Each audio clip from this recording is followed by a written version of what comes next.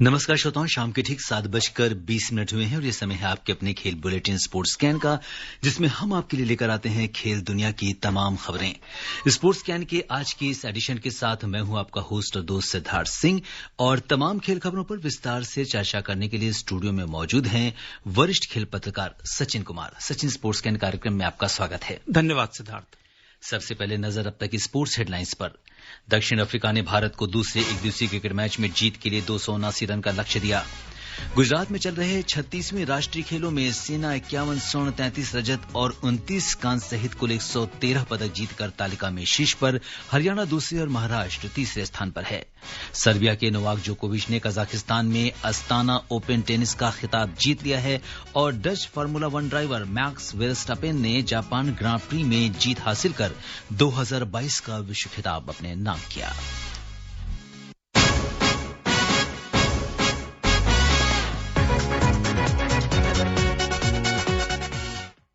और सबसे पहले बात करते हैं क्रिकेट की। रांची में दक्षिण अफ्रीका ने भारत को दूसरे एकदिवसीय क्रिकेट मैच में 279 रन का लक्ष्य दिया है।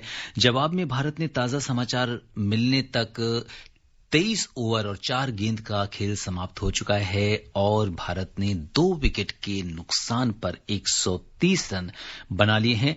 इस समय ईशान किशन जो हैं वो क्रीज पर हैं। उन्होंने 54 गेंदों पर 46 रन बनाए हैं, उनका साथ दे रहे हैं श्रेयस अय्यर, जिन्होंने 42 गेंदों में 41 रन की पारी खेली है।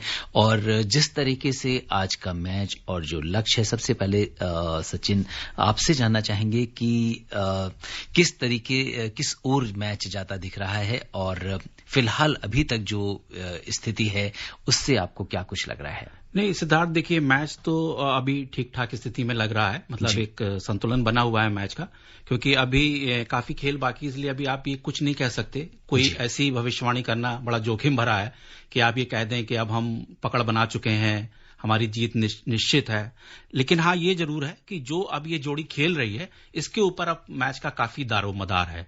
और हम देखने वाली बात ये भी है सिद्धार्थ कि जब दक्षिण अफ्रीका की जब पारी थी तो उनके भी 2 विकेट बहुत जल्दी चले गए थे। हाँ, मात्र 40 रन पे उन्होंने दूसरा विकेट, पहला तो 7 रन पे ही खो दिया था। तो उसके बाद एक तीसरे विकेट पे एक अच्छी पार्टनरशिप हुई थी जो कि हैंड्रिक्स और मार्करम के बीच हुई 129 रन की, जिसकी वजह से वो पारी जो है उनकी संभली और उसके बाद वो एक चुनौतीपूर्ण स्कोर देने में सफल रहे। हालांकि हमारे गेंदबाजों ने ठीक ठाक प्रदर्शन किया, कुछ बदलाव भी हुए हैं टीम में जी है ना। रवि बिश्नोई पिछले मैच में आप जानते ही हैं किस तरह से बहुत महंगे साबित हुए थे, तो उनको भी बदला गया और भी एक बदलाव हुआ। ऋतुराज गायकवाड़ भी टीम में नहीं है। तो जो नए लोग आए, कुल मिला के उन्होंने बड़ा गेंदबाजी में संतुलन दिखने को मिला। सिराज अच्छे दिखे, 3 विकेट लिए उन्होंने 38 रन देके 10 ओवर में। और बल्लेबाजी जो है उनकी दक्षिण अफ्रीका की, वो बीच के ही जो कुछ बल्लेबाज थे वही ठीक ठाक स्कोर करने में सफल रहे।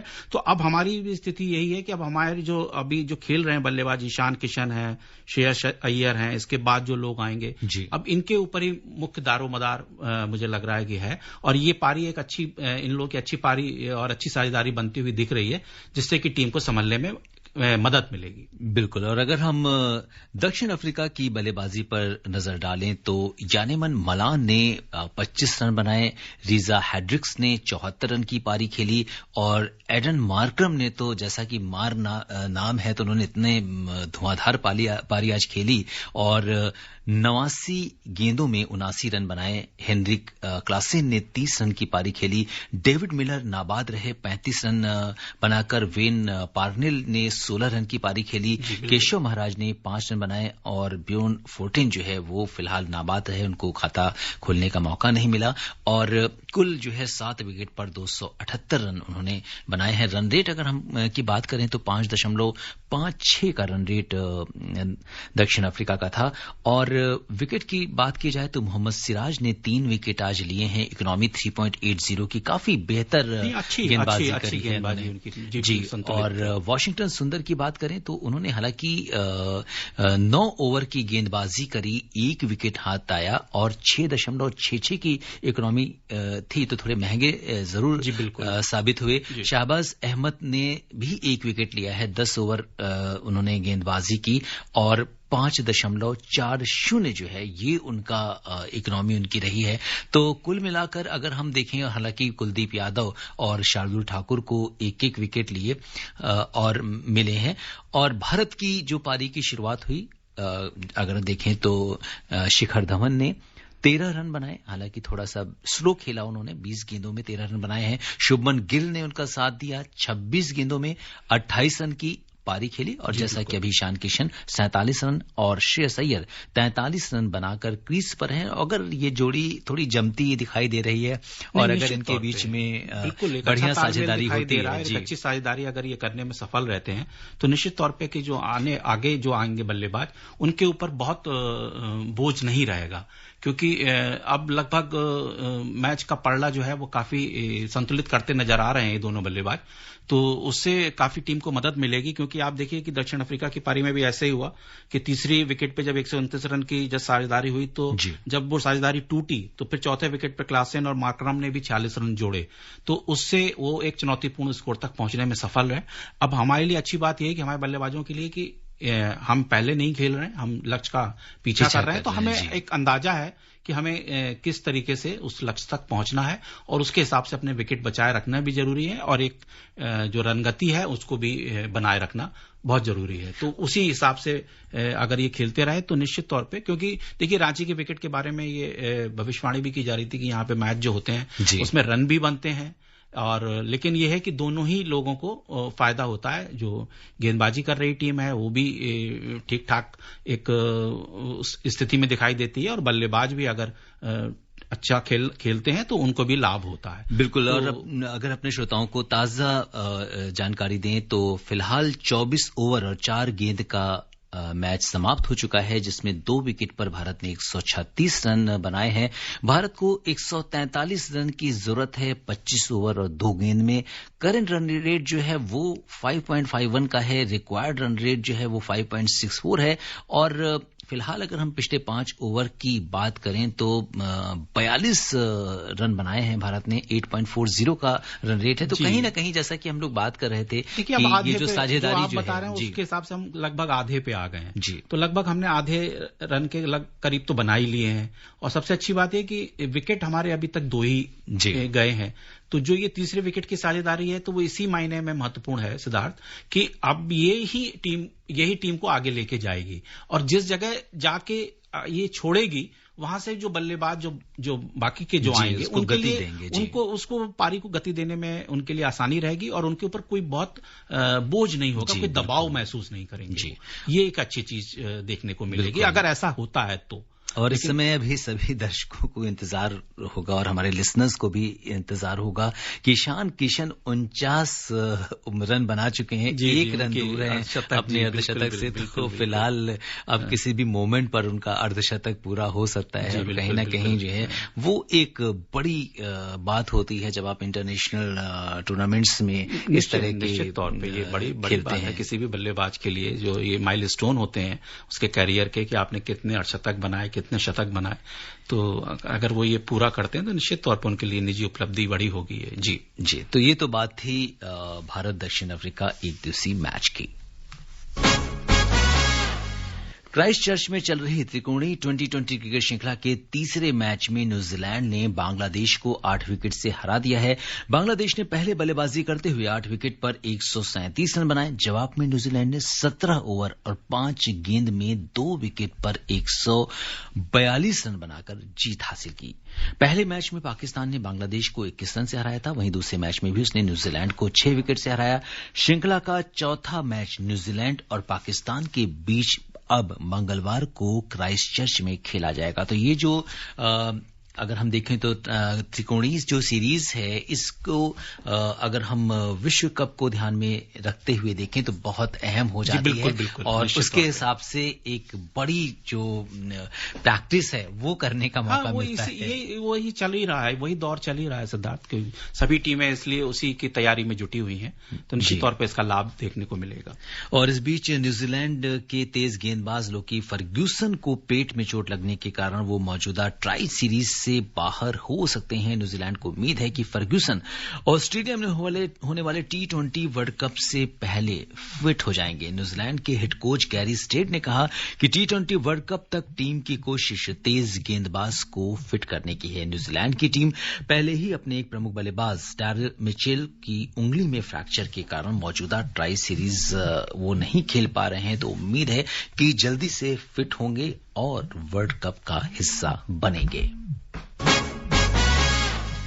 इंग्लैंड और ऑस्ट्रेलिया के बीच पहले 2020 क्रिकेट मैच में इंग्लैंड ने ऑस्ट्रेलिया को 8 विकेट से हरा दिया है। इंग्लैंड ने पहले बल्लेबाजी करते हुए 6 विकेट पर 208 रन बनाए। जवाब में ऑस्ट्रेलिया 9 विकेट पर 200 रन ही बना सकी। श्रृंखला का दूसरा मैच बुधवार को कैनबरा में खेला जाएगा। तो जितनी भी टीमें हैं वो वर्ल्ड कप से पहले बिल्कुल पूरा अभियान जो है वो जोरों पर है। हर व्यक्ति जो है अपना जो लास्ट एक्सपोजर है टूर्नामेंट्स का वो टूर्नामेंट से पहले कोशिश कर रही होती है कि एक तैयारी का जो अंतिम एक वो रूप होता है वो भारतीय टीम भी इसीलिए आप जानते ही हैं कि वहां पहुंच चुकी है जी। और एक लंबे एक नेट सेशन में वो वहां पे व्यस्त है और काफी अच्छा मतलब माना जा रहा है इस चीज को कि टीम को वहां पे एक माहौल में एक ढलने के लिए एक मौका मिलेगा। और बाकी हम सभी जानते हैं कि वो यहां से सीरीज खेल के गए हैं 2 एक के बाद एक, तो इसका अनुभव उनको मिलेगा। तो बाकी टीमें भी उसी प्रयास में लगी हुई हैं। सिद्धार्थ बिल्कुल, तो अब उम्मीद करते हैं कि अब जबकि सभी टीमें जो हैं उन्होंने कमर कस ली है वर्ल्ड कप के लिए, तो बहुत ही रोमांच करने वाला जो है वो वर्ल्ड कप हमें देखने को मिलेगा और सभी टीमें इसके लिए पूरी तरीके से तैयार हैं।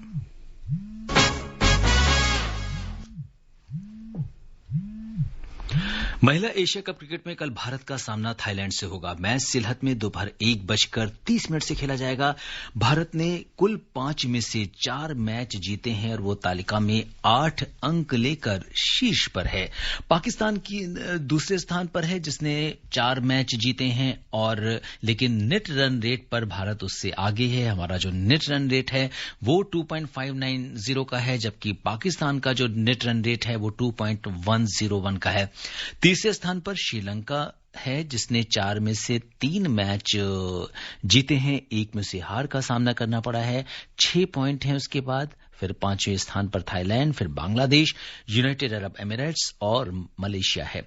हालांकि यहां पर एक दिलचस्प बात यह है कि बांग्लादेश थाईलैंड के नीचे है, 5वें स्थान पर है, तो ये भी कहीं ना कहीं, और कल जो हमारा मैच है वो भी थाईलैंड से। जी बिल्कुल, बड़ा अच्छा टूर्नामेंट चल रहा है। देखिए थाईलैंड की टीम एक ऐसी टीम जिसको हम लोग क्रिकेट के उसमें नहीं मानते हैं, क्रिकेट खेलने वाले देशों में, लेकिन वहां की महिला टीम बड़ा अच्छा प्रदर्शन कर रही है और उसने पाकिस्तान को हरा दिया। जिस पाकिस्तान ने हमको हराया जी उसको थाईलैंड ने हरा दिया।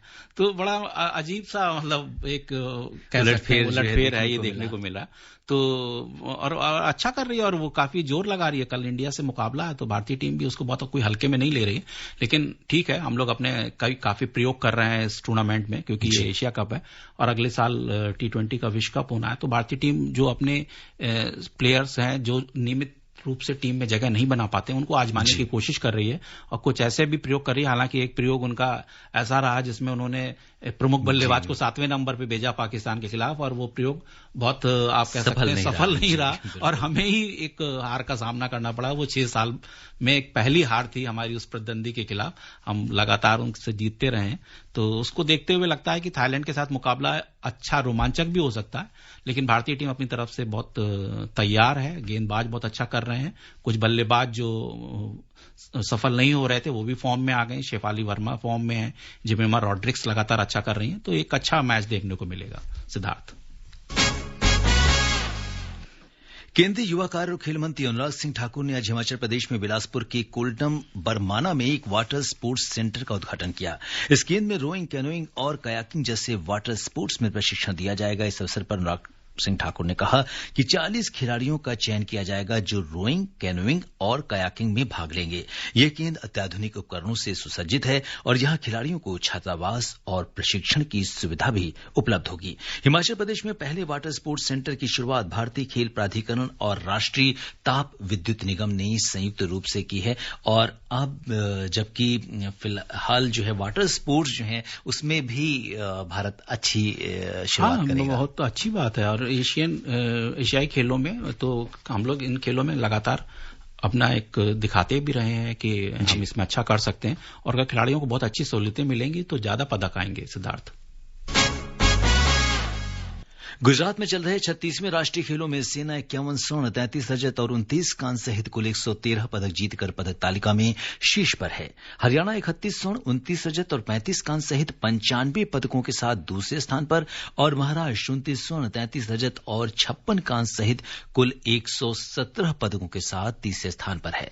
कर्नाटक 25 स्वर्ण के साथ चौथे और तमिलनाडु 22 स्वर्ण पदक के साथ 5वें स्थान पर है। आज अगर मुकाबलों की बात की जाए तो गोल्फ के पुरुष वर्ग में चंडीगढ़ के करणदीप ने और महिला वर्ग में कर्नाटक की अवनी प्रशांत ने स्वर्ण पदक जीता। 30 किलोमीटर महिला साइकिलिंग में हरियाणा ने स्वर्ण जीता। वहीं पुरुषों की 119 किलोमीटर साइकिलिंग में उत्तर प्रदेश ने स्वर्ण पदक हासिल किया। महिला हॉकी में पंजाब ने मध्य प्रदेश को 2-1 से हराकर फाइनल में प्रवेश किया। वहीं हरियाणा ने झारखंड को 5-2 से हराकर फाइनल में जगह बनाई। पुरुष वॉलीबॉल में सेना ने कर्नाटक को 3-1 से हराकर फाइनल में जगह बनाई। तो इस समय जो राष्ट्रीय खेल हैं उसमें सेना का या सर्विसेज का जो दबदबा है वो पूरी तरीके से दिख रहा है और फिलहाल लेकिन हरियाणा ने हालांकि उसको बराबर से टक्कर दी है। 95 हरियाणा तो हम सब जानते हैं कि खेल वाला प्रदेश है जी। बिल्कुल सारे खिलाड़ी जो है बड़े स्तर पे वहीं से निकल के आते हैं और वो बड़ा एक केंद्र है खेलों के लिए जी। बिल्कुल, तो उम्मीद करते हैं कि राष्ट्रीय खेल में हमारे युवा और बेहतर प्रदर्शन करेंगे। पंकज अडवाणी ने बिलियर्ड्स के फाइनल में भारत के ही सौरव कोठारी को 4-0 से हराकर अपना 25वां विश्व खिताब जीत लिया है। उन्होंने 149 ब्रेक के साथ पहला फ्रेम हासिल किया जबकि उनके प्रतिद्वंदी ने एक भी अंक हासिल नहीं किया था। कोठारी के फाइनल में कुल 72 अंक थे जबकि अडवाणी ने लगातार 5वें वर्ष अपने खिताब की रक्षा के लिए 600 से अधिक अंक अर्जित किए। महामारी के कारण यह आयोजन आखिरी बार 2019 में हुआ था और 3 साल के अंतराल के बाद फिर से आयोजित किया गया और पंकज अडवाणी जब भी बिलियर्ड्स की बात होती है एक बड़ा नाम और बड़ा काम किया है। तौर पे देखिए 25वां वर्ल्ड टाइटल है पंकज अडवाणी का। सिद्धार्थ, ये बहुत बड़ी संख्या है इस खेल के लिए क्योंकि आप देखिए ना कि इस तरीके की कंसिस्टेंसी देखने को नहीं मिलती है। पहले भी हमारे पास बड़े बड़े खिलाड़ी रहे हैं दिग्गज इस खेल में, लेकिन कोई इतने लंबे समय तक विश्व स्तर पे दबदबा बना के रख पाया हो ऐसा देखने को नहीं मिला। तो निश्चित तौर पे ये बड़ी बात है। पंकज अडवाणी भी 35 साल के हो रहे हैं। जब वो बहुत छोटे थे, युवा थे, तभी से उन्होंने अपना इस खेल में दबदबा बनाना शुरू कर दिया था और उन्होंने खेल रत्न भी बहुत कम उम्र में हासिल कर लिया था। अब तो खैर उनको इतने सम्मान मिल चुके हैं कि उसकी कोई फेहरिस्त की कोई हिसाब ही नहीं है। सर्बिया के नोवाक जोकोविच ने कजाकिस्तान में अस्ताना ओपन टेनिस का खिताब जीत लिया है। आज खेले गए फाइनल में उन्होंने ग्रीस के स्टेफानोस सिट्सिपास को 6-3, 6-4 से हराकर खिताब अपने नाम किया। पहले सेमीफाइनल में दानिल मेदवेदेव के पैर में चोट लगने के कारण उन्हें टाई ब्रेक के बाद मैच छोड़ना पड़ा और जोकोविच फाइनल में पहुंच गए। इससे पहले दूसरे सेमीफाइनल में सिट्सिपास ने 5वीं वरीयता प्राप्त आंद्रे रूबलेव को 4-6, 6-4, 6-3 से हराकर फाइनल में जगह बनाई थी। तो फिलहाल जोकोविच दोबारा से अब फॉर्म में है। नहीं, निश्चित तौर पे देखिए वो बहुत बड़े खिलाड़ी हैं। वो तो कुछ वजह ऐसी रही जो कोविड की वजह से जो उन्होंने उसका वैक्सीन नहीं ली थी जिसकी वजह से वो ऑस्ट्रेलियन ओपन और यूएस ओपन में नहीं खेल सके। विमिल्टन जीता ही था उन्होंने और वो 90 खिताब अब उनके नाम हो चुके हैं। Siddharth, Dutch formula 1 driver max Verstappen ने आज जापान ग्रां प्री में रेड बुल के लिए जीत हासिल की और 2022 का विश्व खिताब अपने नाम किया। विश्व खिताब बरकरार रखने वाले वर्स्टापेन ने सुजुका में लगातार बारिश के बीच फिर से शुरू की गई रेस को जीत लिया और जब वर्स्टापेन कहीं भी खेलते हैं तो नजर आता है कि किस तरीके से वो खिताब पर कब्जा करते हैं। और श्रोताओं, समय अनुमति नहीं रहा है कि हम कुछ और खेल खबरों पर चर्चा करें। सचिन, आप हमारे स्टूडियो में तमाम खेल खबरों पर विस्तार से चर्चा करने के लिए आपका बहुत बहुत धन्यवाद और आभार। धन्यवाद सिद्धार्थ। श्रोताओं, स्पोर्ट्स कैन में आज के लिए बस इतना ही। अगर आप इस कार्यक्रम को दोबारा सुनना चाहते हैं तो लॉग ऑन कर सकते हैं हमारी वेबसाइट newsoneir.nic.in पर। कल शाम 7:20 पर दोबारा मुलाकात के वादे के साथ इजाजत दीजिए अपने होस्ट और दोस्त सिद्धार्थ सिंह को। तब तक के लिए नमस्कार, शुभ रात्रि।